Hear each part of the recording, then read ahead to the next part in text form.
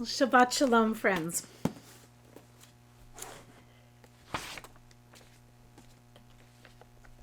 Today, just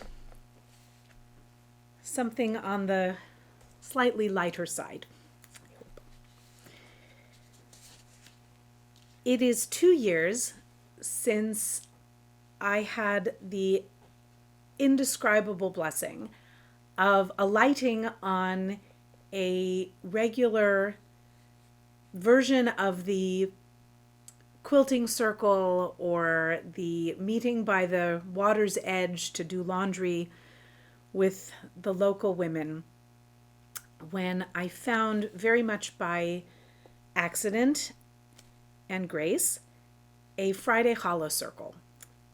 Many of you know about my sacred hour of the week to make challah dough and have discussions, light and very, very deep, and often both, with a group of women, none of whom I knew before, but in the 2 years since that has begun, some of them have become friends that I pray I will have for my lifetime.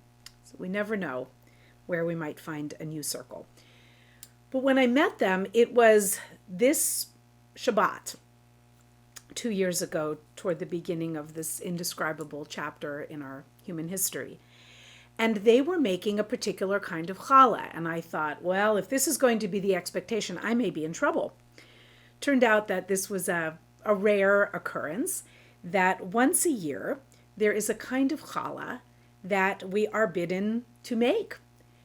Friends, I have been in the Jewish world pretty much continually since the day I was born. And in all of my, at that point, 50 and a half years, I had never heard of the custom of making a key-shaped challah. This is the Shabbat of the key-shaped challah. It is a special and controversial challah. And I'm indebted to a number of sources, actually, for this little background, but primarily to Noam Sienna, a Jewish educator, foodie, and graduate student at the University of Toronto. Each stage of the Exodus story has its own kind of bread. Passover began with the consumption of matzah, classic symbol of the holiday, and the wandering Israelites in the desert, we know, were fed by manna, or bread from heaven.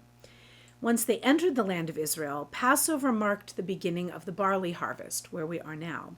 The Israelites were forbidden to eat the newly harvested grain until the first sheaf of it, an omer, had been offered to God by the priests. That'll be coming up, Leviticus chapter 23. And from that day, the Israelites had to count 7 weeks until the Feast of Weeks, Shavuot, for which they had to offer then 2 loaves of bread. The only offering that included leaven, by the way, that included chametz, which was normally banned from the altar. Right now, we're in the middle of a single unified period of transition from Passover through the Omer to Shavuot, from grain to bread, from Exodus through the wilderness to Sinai and then the Promised Land. Transformation from grain to bread is a complicated process. The Talmud records in Brachot that Ben Zoma used to say with gratitude, how many labors Adam had to carry out before he had bread to eat. He plowed, sowed, reaped, bound the sheaves. He threshed and winnowed and selected the grain. He ground it and sifted, kneaded and baked, and then at last he ate bread. Whereas I get up and find all these things done for me. Very likely by Mrs. Ben Zoma, but that's another discussion. Now, it takes a great deal of human effort to make bread. You all know that.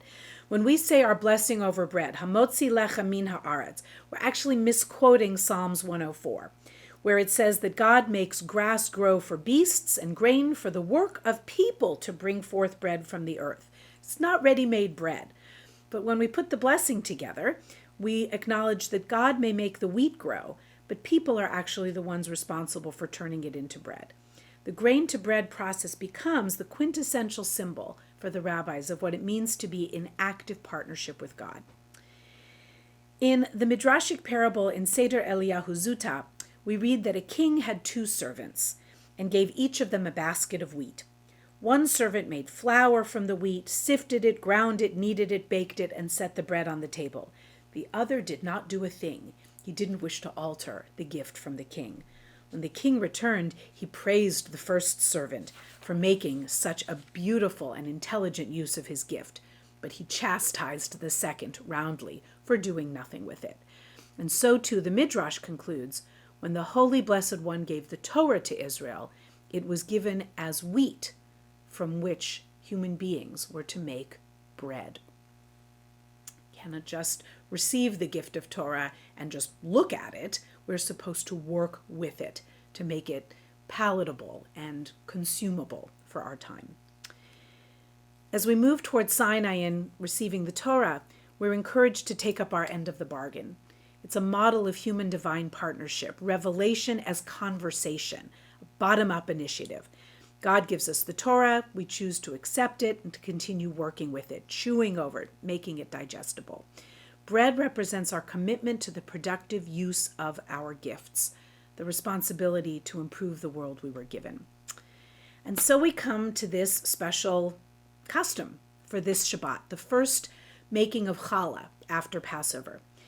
It's called Key Challah or Schlüssel Challah in Yiddish, from the German Schlüssel or key, as in a key for a door. There are different variations. Some have the custom to bake the challah in the shape of a key or with an image of a key on top, while others actually bake a key wrapped in something from our time, now would be foil, under, on top of, or even inside the challah.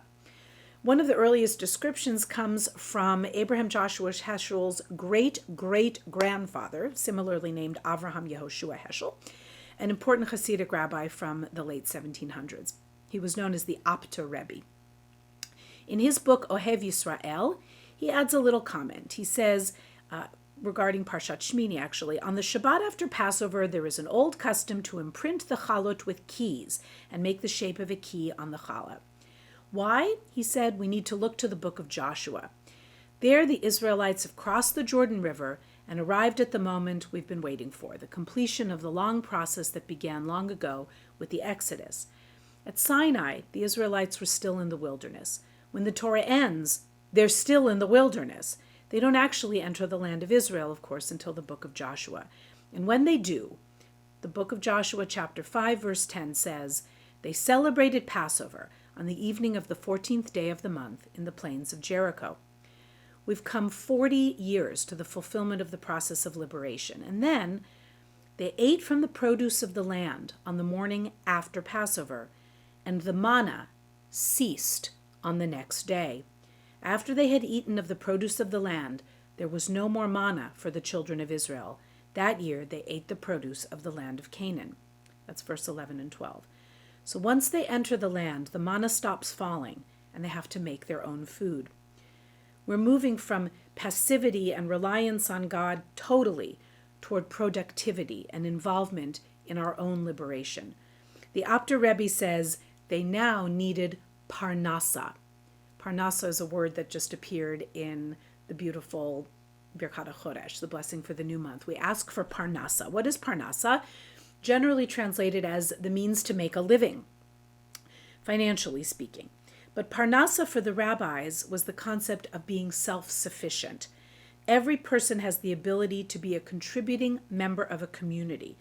People should be empowered to create, to support themselves, their community, and a family.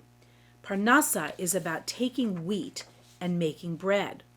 And since everything has a gate, the Apta Rebbe concludes, the key represents the opening of the gates of Parnassa. Gates are very important to the Hasidic rabbis. It's true, and it must be noted, that some rabbis opposed and still oppose the custom of Schlüssel Challah as a meaningless superstition, possibly even derived from non-Jewish custom, although it's really hard to know at times who's copying whom. Many European traditions serve an elaborate Easter bread around this time of year, often marked with a cross.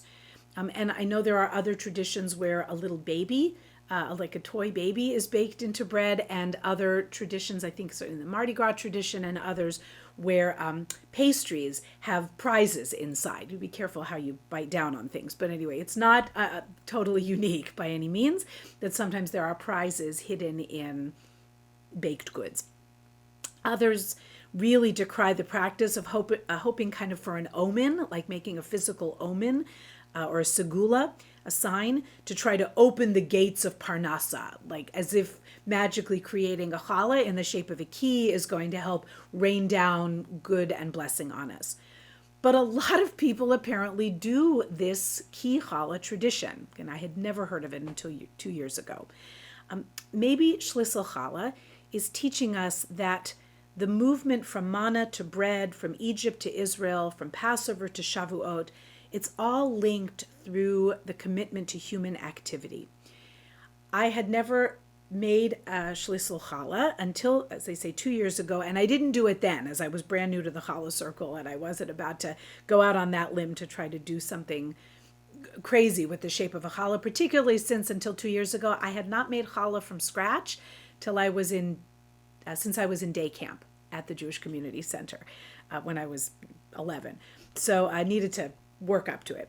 But this is, it's a special minhag. It's lovely, and it's a moment that we remember where we stopped waiting for the bread to fall from the sky, and we started making it ourselves from the produce of the land.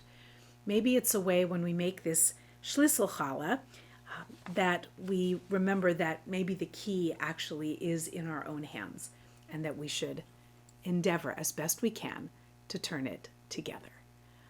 I want to just conclude with a couple of pictures of key challahs. This one isn't mine. It's rather nice.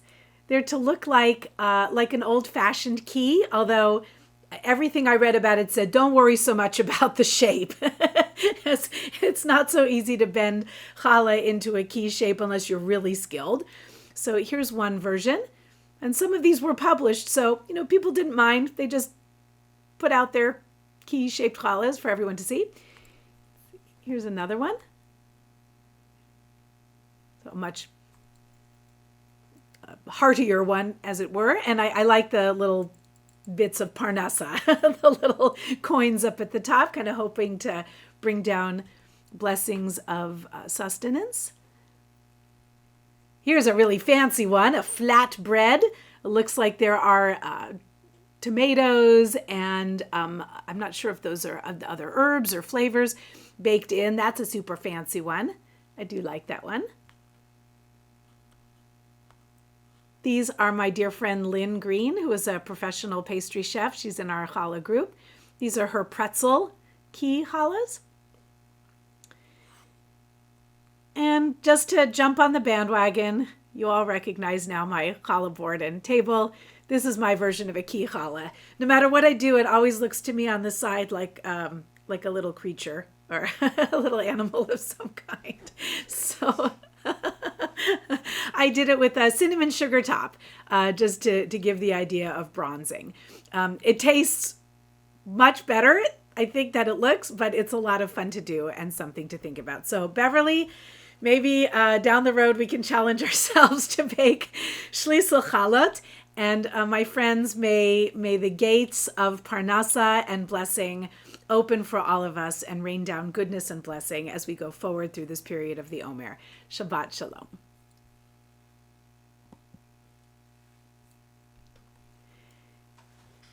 Cantor Rudy, would you take us forward as we round the corner toward home?